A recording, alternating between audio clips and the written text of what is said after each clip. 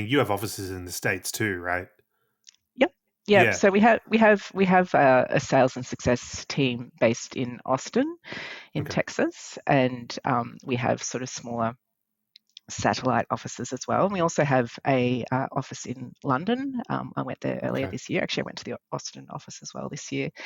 And but we have and Manila is our other kind of really big hub. We have Yeah. like a huge team in Manila there. I'm going there in a couple of weeks to catch up with some of the content designers there and also some of the broader teams. So yeah, we're sort of spread all over. Nice global company. It's great. I mean, it is a global company, but it's also like, and you know this, like Canva is held up alongside Atlassian as this really big example of successful technology companies in Australia. And for a lot of companies, I, I think it's great that a company like Canva is also championing content design Hmm. because, as you and I have talked about before, and as other people in Australia have talked about before, everything here tends to lag the rest of the world by a few years, and that was true of content design as well. And so, I personally think it's really great that you've got a company like Canva with an established practice. You know, you're hiring a lot of content designers.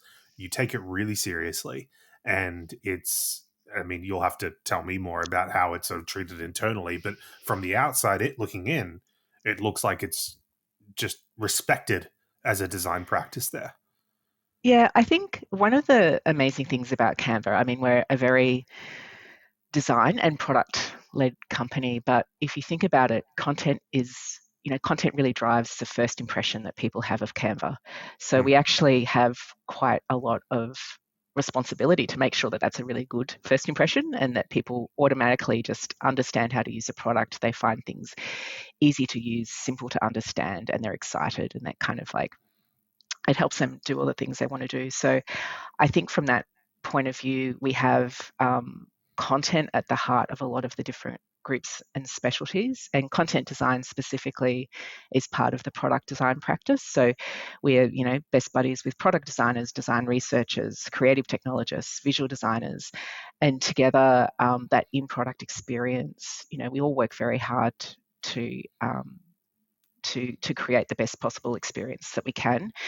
And I think that, from the very early days of content design at Canva, Amelia Marshall was working in content and saw that real opportunity to bring content design in as a specific specialty and partnered with Andrew Green, who is our head of design. And, over the past few years the practice has now grown to almost 30 people. mm. But I think that real kind of collaboration and partnership with design from the get-go has always helped us have that seat at the table, as people call it, but really kind of understand the impact and the value that we can bring. And those early, like I was the third person hired in the content design practice after Amelia, and at the time a person who started in growth, Julia. And so Amelia was also very intentional about where she brought in content designers to the parts of Canva that we could really show that impact. So I was brought into a super group called User Voice, which are the teams that care a lot about the help, support, and contact experience at Canva, which is a huge content ecosystem. So it's really easy to sort of come in and sort of show how good content strategy and good content design really improved the overall user experience and also helped Canva achieve the goals that it wanted to achieve in that space too. Yeah. I mean, I think it just serves as a great example to the rest of not just the country here, but just the rest of the world in general. But let's back up a little bit because Mm.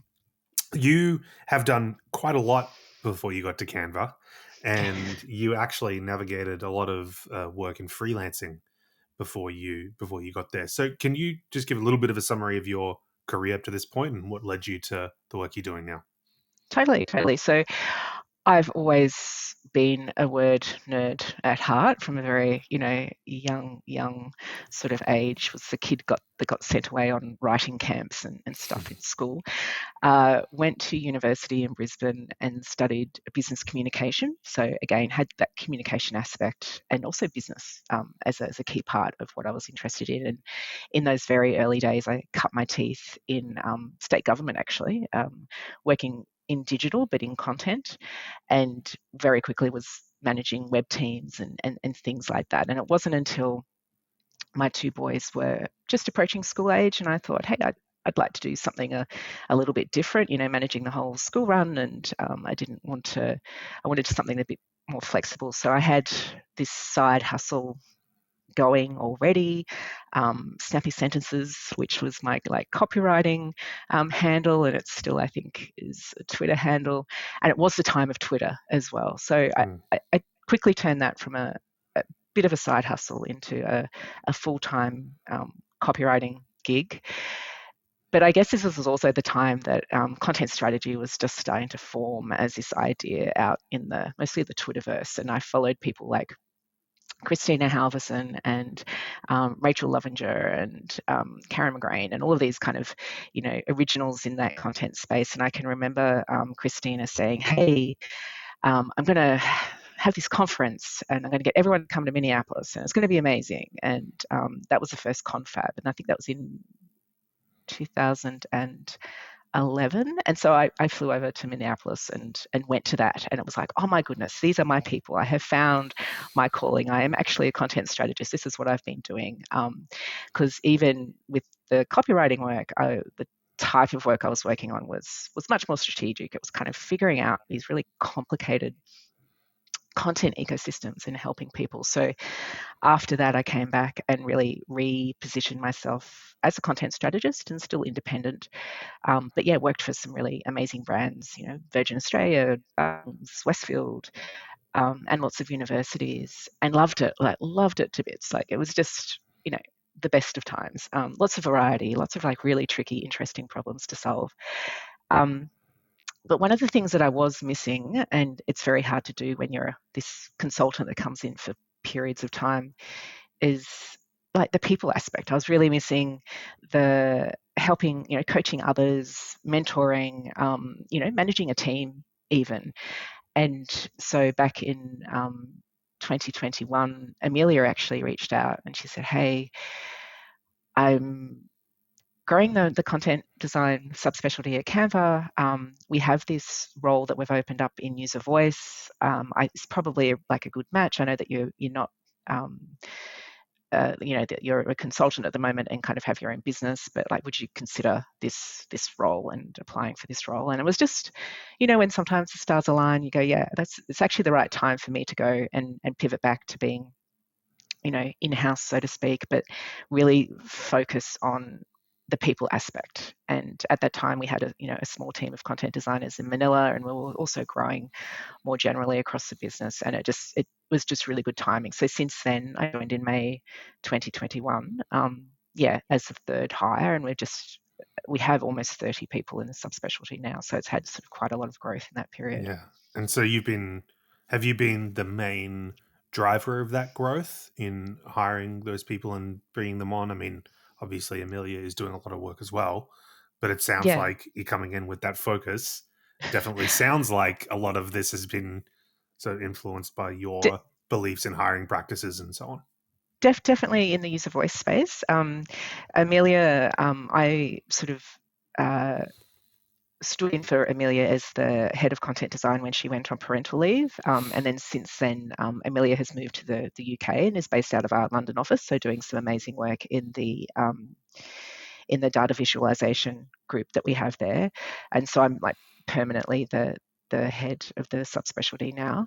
I think over that time, like Amelia was very intentional about those early years of growth. And I helped along the way to scale that team and to really establish, different groups within like we have a hierarchy of supergroup, group, and team, and so establishing different sort of content design practices in these different supergroups that we have, and some of those people are just embedded at a group level, some are embedded at a team level, and some are people are sort of overseeing a much larger surface area.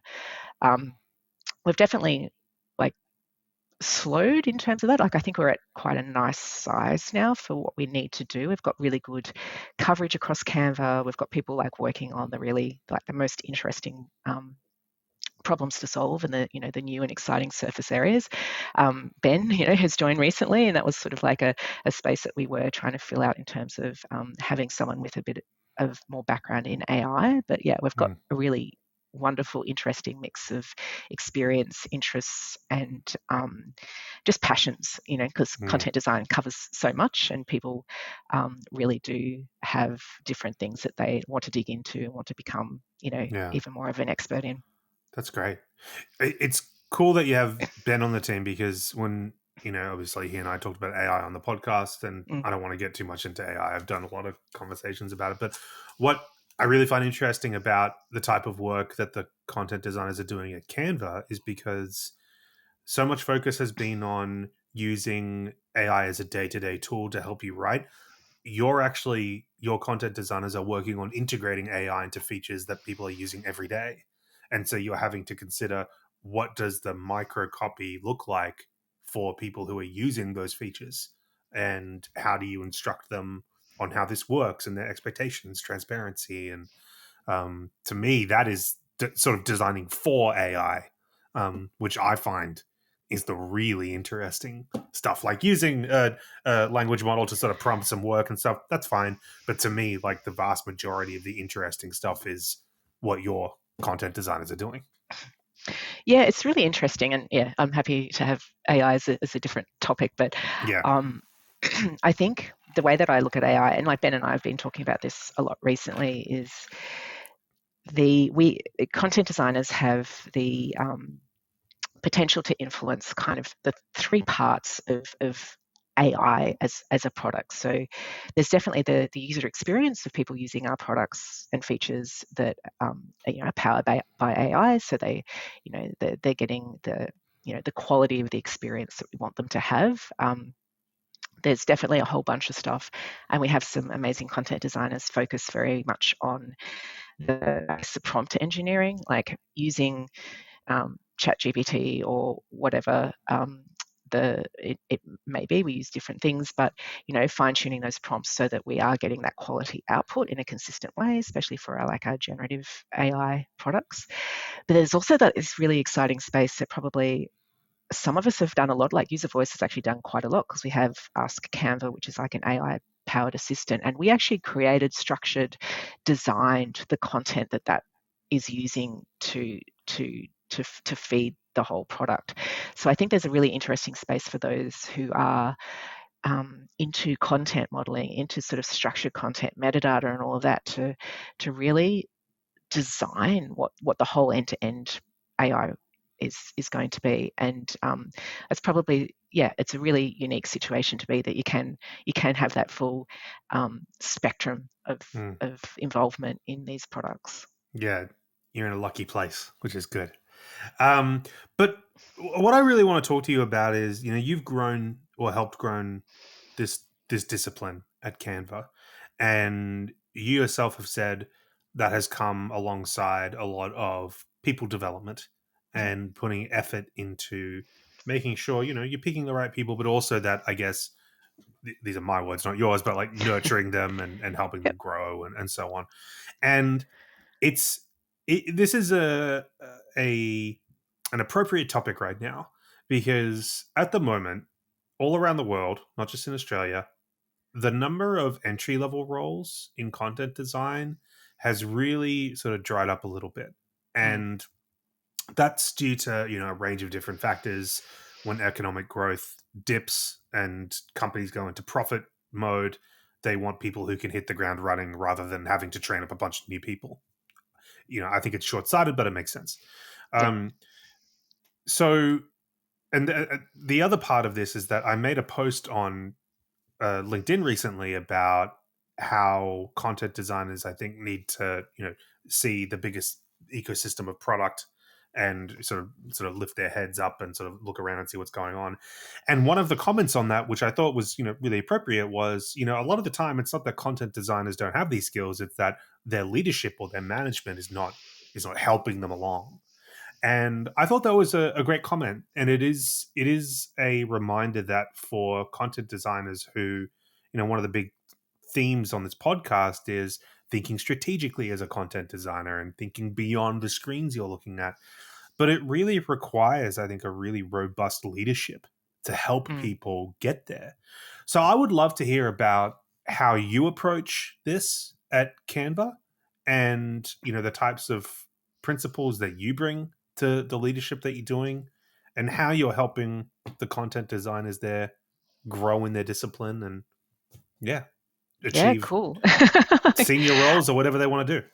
Yeah, it's like super interesting, and I think there's a few things to unpack as well. Like it's not a one complete answer that is going to provide clarity for what the best way to progress in your career or feel like you're achieving that growth. And by no means are we perfect here either, or I am perfect. So I think so. At Canva, we have a really great growth and development framework that's based around 4 different pillars. We have a craft pillar, which, as it sounds, is becoming the expert in your craft, providing that technical expertise in whatever subspecialty that you are belonging to. So for content designers, it's having that breadth of UX writing, research, all of the things that we kind of collectively look at as a craft skills around content design. We have a strategy pillar, and that is around being able to navigate the complexity of a company like Canva, like feeling confident, still making progress, even though you may not have all the answers, sort of really moving from that chaos to clarity. We have a pillar around communications because, we're a visual communication tool, but the narrative and storytelling and being able to rally people around an idea is a really important part of thriving at Canva too. And then we also have like more of like a personal leadership and team building pillar too. And I think when people, we all have to set growth goals. Some of them are impact goals. So what's the stuff that we're going to deliver over a cycle? And some of them are more these like personal growth goals. And this is where some of that, career progression stuff can happen too. And I think it's really easy for people to go, oh, I need to learn more skills. And they've really kind of doubled down on this craft pillar. And they go, oh, well, I need to understand, I need to get more um, usability testing experience, or I need to kind of really sort of learn this particular tool a bit more. And sort of really, craft is the comfort zone of so much of, content professionals, because that's how we identify. We identify with our craft, and so craft is very important. And what is often missed is are these other kind of pillars, and like thinking strategically and communicating really well and adjusting that communication style, especially as you move up and want to be influencing more senior stakeholders, leadership, adjusting and being able to speak to people and to communicate with people in a way that is really engaging and kind of meeting people where they are. And then also the personal leadership and team building. So I think as part of that, like it's important to have regular sense checks and um, self-reflection, and just kind of go, well, like, what am I over-indexing on something here? Am I feeling frustrated because I don't think I'm progressing? But is that because I've really doubled down on something that is important, but may not be unlocking this other sort of area that makes me a much more kind of rounded professional in how I can actually bring myself to the work that I do, make sure that I'm choosing the right work to sort of focus on prioritizing the right kind of stuff. So when sitting down with people and looking at their growth, that's one of the conversations that we have. Like, what are you actually focusing on the right things? Like, have you been like honest with yourself and had that self-reflection and gone, okay, here are my strengths, here are the gaps. If I want to get to here, like what's actually needed to kind of amplify the impact that I'm having. Um, and I think another thing too is there's a sense that in order to move up or kind of get that influence, have that impact, is that you have to do more stuff. And so I see a lot of people who Mm. are at like this sort of juncture in their career. It's like I want to get to a senior, I want to get to this sort of principal level. And we're just going to do all of the things to show that I'm having all of this impact. And it almost dilutes your impact because you can't do one thing really well. You sort of spread so thin over absolutely everything. And I was actually in a leadership session this morning, and one of the things the presenter said that really, really resonated. Actually, there were a couple of things, but one of them was around there is no time management; it's choice management. So part of that evolution of progression and doing the right things is making the right choices and kind of being very true to yourself about what those right choices are. And the other one that really resonated to me was that like saying I am is a real kind of like it's an identity statement. So if you're saying I am stressed or I am busy or I'm not being brought into the right type of things or I'm being left off this conversation, people really fight hard to protect their identity. So you end up kind of creating this sort of self-fulfilling prophecy because Mm. you stay stressed, you stay too busy, you stay, not working on the right things. So I think there's kind of like framing how you're approaching things, framing how you're prioritizing things, and being quite reflective in what you're choosing to do. So there's that aspect. It's kind of like almost like an emotional maturity that you go through to go, actually, here's where I'm at. This is what I need to focus on, and here's the help that I need to get there. So your coach or your manager can guide you a little bit too. Um, and then there's also this other thing around, I think, as we look at different role levels and the expectations at each role, it is around that where the impact is happening. So I think when you start in your career, you may be having impact and influence at a team level. And then as you get a little bit more senior, that impact and influence moves to a group level or sort of goes up to a company level. And if you're really, really intentional at the things that you choose and the work that you're focusing on, you can also then look at, okay, this piece of work is really great, but like how do I amplify the outcome or the impact of that? So it kind of reaches beyond my immediate team. And I think going back to your original question about leadership needing to have that buy-in, to have that sort of growth, I think some of it can be quite self-directed. It's like you don't have to solve the world. It doesn't have to like be this big bang thing all the time. Like little things done really well with the right level of impact build a momentum that then kind of carry you and then make it easier to do the next thing. So it's like this consistency of little things done really well rather than trying to find the big thing that's going to get you up on stage and get that recognition. I think a lot of people assume that when you're prioritizing things, the choice is often between, well, let's do this thing because this other thing, we know we're not going to do that very well. But Mm. often you're going to have to say no to things that, and both of them you could do very, very well. They could be excellent. How do you choose between two or three things that you could do equally well? And saying no to things often hurts, you know? Even at the work I've done at UXCC, where we're deciding, do we do this or do we do that? There's a lot of things we could do well. But I know if I do 4 out of 5, we're going to be spread way too thin. It's a principle that applies to anything in Yeah, business, it's way including leadership. totally. It's being spread way too thin, but it's also it yeah, it's that impact factor. And I think too, like one thing that I've learned um, in my career is that especially if you're managing, really high performing teams. So, there's a huge amount of energy at Canva. Like everyone is amazing and super smart and have this real strong bias to action. So you don't want you don't want you want people to be hyper focused on this end goal and really kind of behind it and understand it well.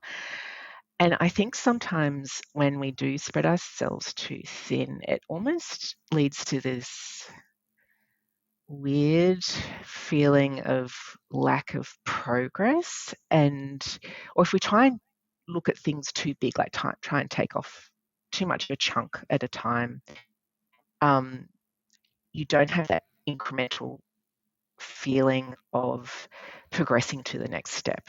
Mm, And that's also comes through if you are working in a very ambiguous space, like sometimes when it's all just too much and you're like, it's like, where do I even start? It's like, take the first step. Like, that's all you have to do. Take the first step and then take the next step. Um, and I think that's really important. Like, if you feel like you're, even if they're baby steps, even if they're little steps, um, over time they add up to a lot. Because if you feel like you're just putting all of your energy into this massive thing that's going to prove who you are as a content designer, as whatever, and that doesn't work out or it doesn't feel like you're progressing, it's demotivating. Like, people are mm, motivated when they can see progression. yeah. And I think we can apply a lot of that to our own mindset and um, holding ourselves, yeah, accountable for that progress a little bit more if we break it down and go, actually, if I take this small step here and then that, then actually I'm achieving my goals. I don't have to kind of take this massive leap that's going to take a long time and may change. And then by the time I get the scope change or the team's gone on to something else, it's like, if I'm engaged and progressing along the way, that's a good motivating factor. You mentioned high performing teams. Now, I know some of the people who work for Canva in the content design team. I've even worked with a few personally. Australia is a very small place. It's It's a okay. small place, and can vouch that there are those people are high performers. So, with that being said, what do you look for when you're wanting someone to join your team? Is it a set of principles or obviously the work, good work? That's sort of like table stakes. What else are you looking for in that you're looking for someone who you think you can add to the team? And not only that, but gel with this leadership and growth philosophy that you're talking about. Oh, that's a really good question.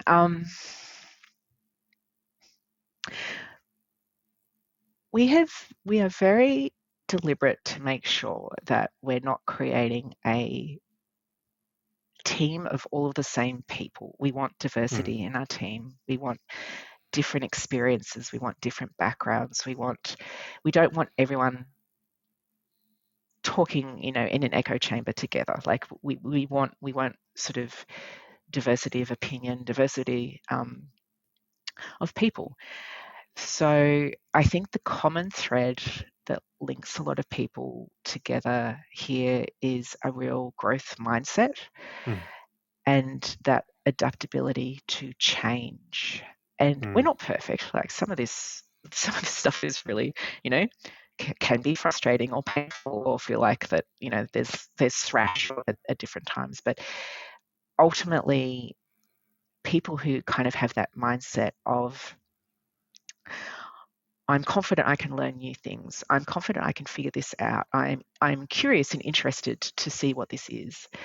Um, I think that's like one of the real things that hold us all together. And people bring that to their work in different ways. But I think Canva, like, we have really ambitious goals, like, and we have like a very clear vision of where we want to get to, and it's hugely ambitious. And we need people who are excited about that, who don't go, oh no, that's too hard, that's impossible, that's going to change what my job means or the way that I work, or that. Like, I think the people that go, yeah, I can do that. Um, I might have to change a little bit myself, but I'm open to that change and I'm going to Mm. work through it. And I'm going to kind of,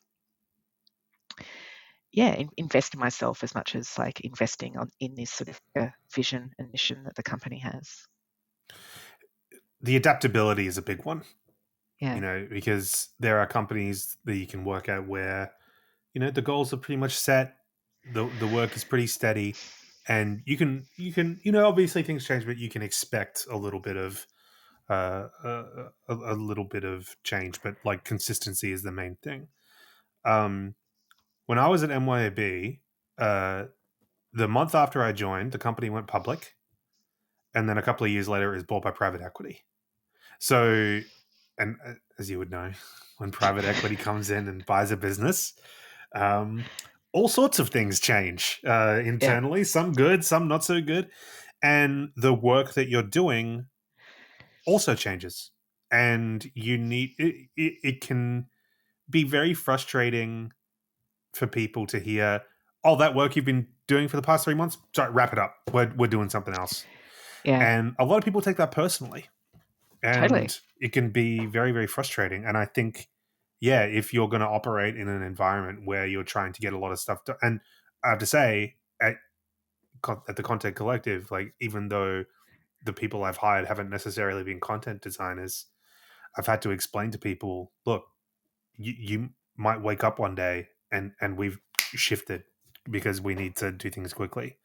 I'm letting you know now because you need to be okay with that. And if you're not, that's fine, but it's probably not the best fit. Sounds like you've got a similar sort of approach. Oh, I don't think it's as ruthless as that. But, I think I think our product changes every day. We launch stuff Yeah. literally every single day. So even something 2 months ago may be quite different to what it Mm, is now. So mm, you have to adapt to that. But also, like, I think it's also having people to help others navigate that change, and that's where like really good coaches and leaders come in too. Because the thing about change is that people people feel loss more than they feel gain. And mm, so sometimes when things change, it's the feeling of loss. Like, what am I, like, what the difference? What have I lost out of this? And that's what people kind of hold on to, mm, rather than the um, that same kind of feeling that you get when you gain something. mm, So, an example is if someone gave you, or if someone took $100 away from you, you would feel that much more than if someone gave you $100. mm, And I think for a lot of what we do in our work, and the nature of the industry, and everything's changing all the time, I think it's also understanding, like, and being mindful of how these changes make us feel, and actually addressing that, rather than sometimes like the external symptoms that you might kind of see come through in the team.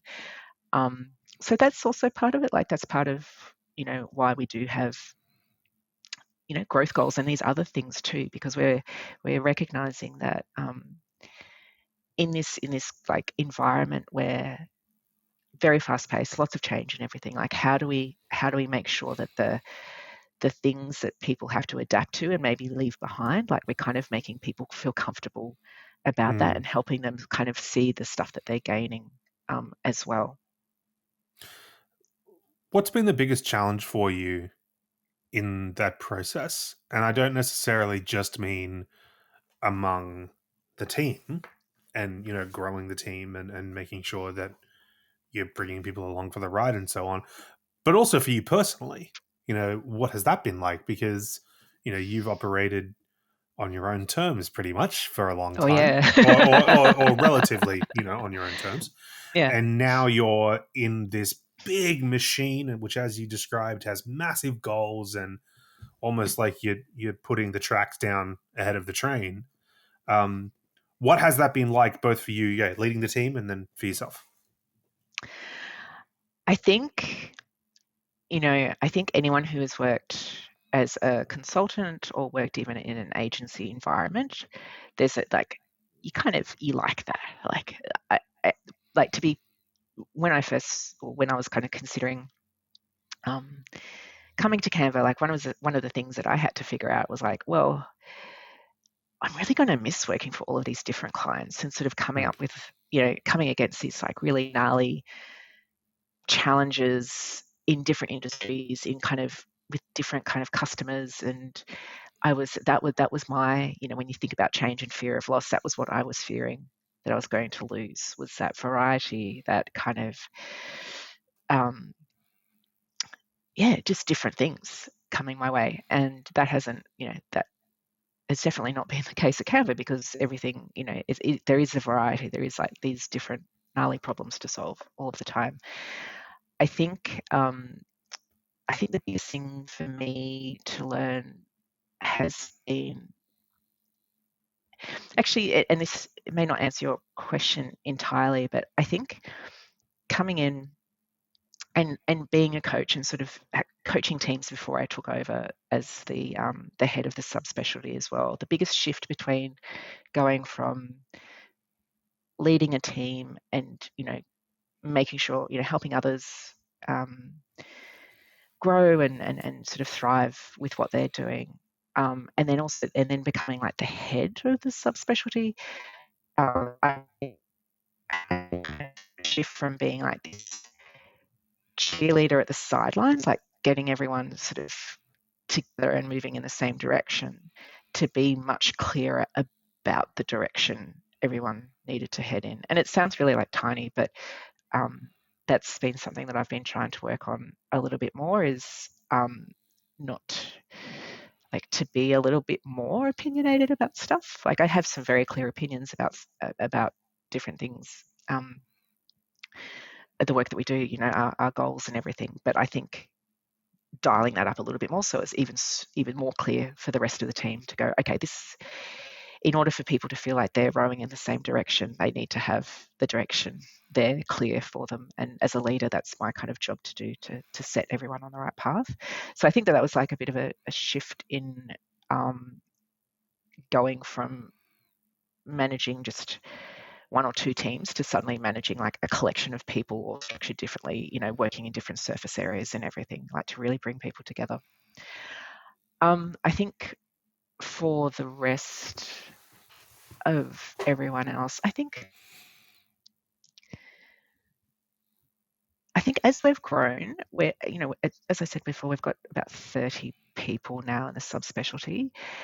We've also gone, we're at in that we've had to make some changes in our cadences and different things, because when you're a group of 15 people, you can do things in a certain way, but when there's 30 people, it's a little bit more challenging to organize crits where everyone can have time to do it. It's a bit, communication has to be a bit more kind of intentional rather than ad hoc or organic.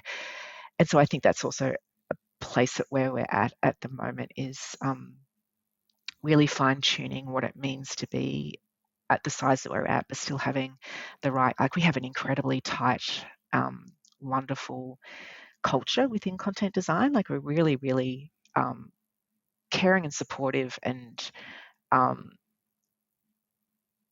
just working really well together. And that sort of shines through in our different kind of, pulse surveys and stuff. Like we have this really good content design subspecialty, but I think it's making sure that holds true and continues to be great as we get bigger, and as we are that's that little bit bigger. I really felt the difference between going from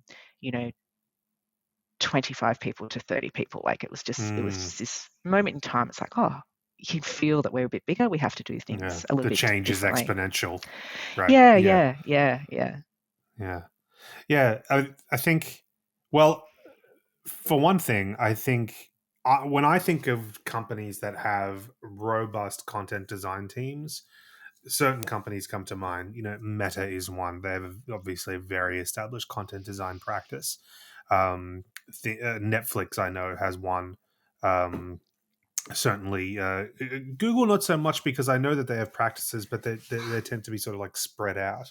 When I think of like internal, or maybe Booking.com, I know is one. Intuit, Canva is also one, and I think it can be it can be easy to see how that culture can sort of get away from you, and it can sort of all of a sudden it becomes just too big to hold, and then it'll be the little things that fall off. But to me, like what stands out, and I haven't led a team of like 30 people, so I don't know, but it seems to me like the challenges would not be in the like getting crits together, or like, having like social time or whatever. To me, like, the big challenge would be something that you said earlier about really defining where you're going and the Mm, shared values. To me, that would be. I always got annoyed. I've worked at companies where they'll repeat the values all the time, every meeting. Here are our values. Here are our values. Here are ours. And I'd be like, oh my god, I know, like I know the values. But now, like on the other side, having managed, a larger group of people, um, and not as many as 30, but I can see, to me, like, organizing a crit is not culture. Organizing a social lunch is not culture. To me, that shared belief, that sort of like is the bedrock on which the culture is based. And I don't necessarily mean like the organization's values. I mean like your discipline's values as a whole. I don't know if you agree with that or not, but to me, that seems like the bigger challenge that I would be thinking about. I think that's an aspect of it. I think the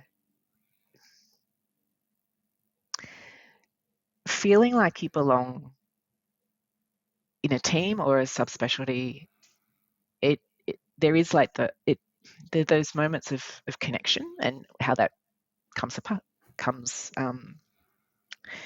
is, could be the social stuff, or it could be things like crits. I think I think it's a lot about um, feeling, and maybe this is where you were mentioning values. It's like feeling that you're part of something bigger, like feeling that you are actually part of this amazing subspecialty. I think one of the challenges, and more of a practical one, like as we have grown, and we're having, and as Canva has grown too, um, keeping across what everyone is doing and understanding where the the connections and crossovers are is super important. Like from my point of view, to make sure that there's sort of like a harmony in what people are thinking about. So we've also had to introduce other things. Like we have um, I guess like a working group around IA and navigation, because Mhm. so many things were happening around menus and labeling and all of the things. So we sort of got a group together around that. I think I think sometimes a lot of culture is about like, feeling that you belong, feeling that you're in a really trusted, safe space, and that is where a lot of our culture from is. Like we have a safe space in our subspecialty. We can be very, I think the psychological safety is really high. Like we can be really Mhm. open and Yep. transparent and talk things through in a way that is quite vulnerable, because we know that we have that kind of shared understanding. Hmm. So I think there's definitely that. We don't have like we don't have values that we say at the beginning of each meeting, but yeah, there's Yeah. probably like an understanding amongst everyone about what we all stand for, What and you stand what for, we hold yeah. true. But yeah, it's sort of like it's I think having a feeling that someone else has your back, that you have a place in this sort of a place in this group, in this team, and that you can also like collectively help each other out Yeah. as well, because we're all working on different things, but all our day to day is all very different with different teams, like cross specialties, but points that we can come together and share, and work together on things are the special moments. How often do you do reviews, like one-to-ones and like, reviews? Because to me, that is an aspect of psychological safety that I think isn't talked about a lot, and I'm a big proponent of more frequent reviews rather than, and making them a less sort of formal thing. As in, like, here's your 6 monthly review, and you've got to fill all this out. I'm a big fan of like doing it, much more frequently, so you know where you stand at all times. Yeah, I'm wondering what your approach to that is. we definitely have like our normal 6 month growth and impact Sure. cycles. Um, they're like we are like Canva is a big on feedback. However, I think that's something that we can improve on as well. Like I think feedback is really important. Like I've made it personal growth goals of my own to provide more regular feedback to people and kind of, provide feedback in the moment as well as through more kind of formal cycles and whatnot. But I think it's something that, I agree that feedback is super important, but I think it's also something that we can all improve on. Like I wouldn't say that we're perfect here, but it is like it is something we're constantly trying to improve, both that sort of one-on-one feedback between coaches and coachees, Mm, and also that kind of more peer feedback and sort of opportunities to, whether that's through a crit or other ways, to kind of get that, that input from others who are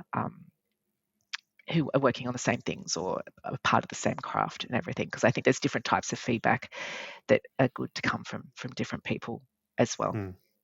The psychological safety thing you touched on, to me, like it comes in a few different forms. One is like, yeah, you're free to speak your mind about the work that we're doing. So you can have an opinion, obviously said appropriately, Yeah. and in a constructive way. To me, there's also another aspect of it, which is I can go to my manager and say, or anyone else in the team, and say, let me back up a little bit because what I was about to say was going to sound something like psychological safety is when you can gossip. It's not that. It's when you can go to other people in the team or your manager and say, "Listen, I do not agree with what is happening here. Mm. For whatever reason, I would like to talk about it and not have fear of reprisal or take being taken off something or whatever. To me, that is a big aspect of it as well. Knowing that, you just mentioned it's a safe space. Obviously that Mm. means different things to everyone. um but yeah, and not being not fear of being ostracized because you have a different opinion about not just the work but like the way that the organization's going. That obviously needs to be paired with an aspect of disagree and commit. But yeah, Yeah. Well, I think it also depends what it's about. Like some things are much more sensitive and need immediate action, and that's part of providing a space where people feel safe to raise issues or raise when things are going wrong. I think more generally in terms of like day-to-day working, like, I don't agree with how these goals have been prioritized or different things to, yeah, it's kind of a bit of working through what you, I guess, choosing the hill to die on, like working through like what things are important and what things is that disagree and commit, because you can kind of, you're the one that controls your reaction to certain things. But yeah, I think that's a bit different to, yeah, that there's something wrong where the behavior of someone else is really impacting you, or yeah, things that you should be able to feel safe going to your coach, or going to someone trusted to actually help and get that support to figure it out. But yeah. yeah, yeah. What do you think the industry isn't doing enough of when it comes to leadership and growing teams? Because you're in this quite, Oh, I don't want to say privileged position, but you are in this position where you have the ability to really sort of lead a team. Not exactly the way you might like, because obviously you're in an organization, but you have a great deal of influence on how these content designers grow and so on. So I'm just wondering, like, I don't want you to like badmouth the industry or anything. I just mean, like, when looking around, like, is there something that you wish more teams were doing more of, particularly ah, within content design? that's such a good question, and could go so many ways. I think one thing that I'm happy that it's Canva's way of doing things, and it's not the same everywhere, is that leads and coaches, like even if managers, you always stay close to the surface area that you've got ownership over. And I think for a lot of companies, as you become a leader, you lose that connection. So you become purely focused on the people aspect, kind of not as like on the tools. You don't have your hands and your sort of your work as close to the craft. Like even now, like I have IC projects that I work on, and I think that that's really important. Sometimes makes it tricky and stuff to prioritize things, but I think that leaders who are very close to the craft that their teams are working on, I think, are more empathetic and impactful because they kind of stay true. I think as when there's many layers between you and the product, you become a bit distant yourself. So I think that's something that is an interesting conversation, because I know that in many places, as you become a manager, you do become more removed and you focus more on that sort of the people aspect of things. But I think I am grateful that even though I deliberately wanted to come and lead a team and care a lot about the people side of content design, that I've never lost touch with the craft side of that as well. So I think that that's probably, that's a conversation that sometimes pops up, but it's one that I'm grateful for the way that we do it here at Canva.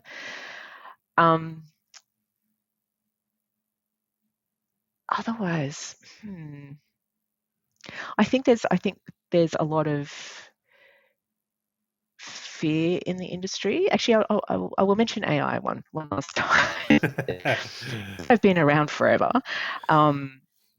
I can remember in my early copywriting days, that was the rise of SEO, and everyone was terrified of SEO, and copywriters, including myself, it was like, oh my god. And I was never cheap, so I was like, I was like, there are these content farms that are just for SEO. They're pumping out all of this work that I used to do for cents instead of the money that I would sort of charge for things. And it's all of this new technology, and we're writing for kind of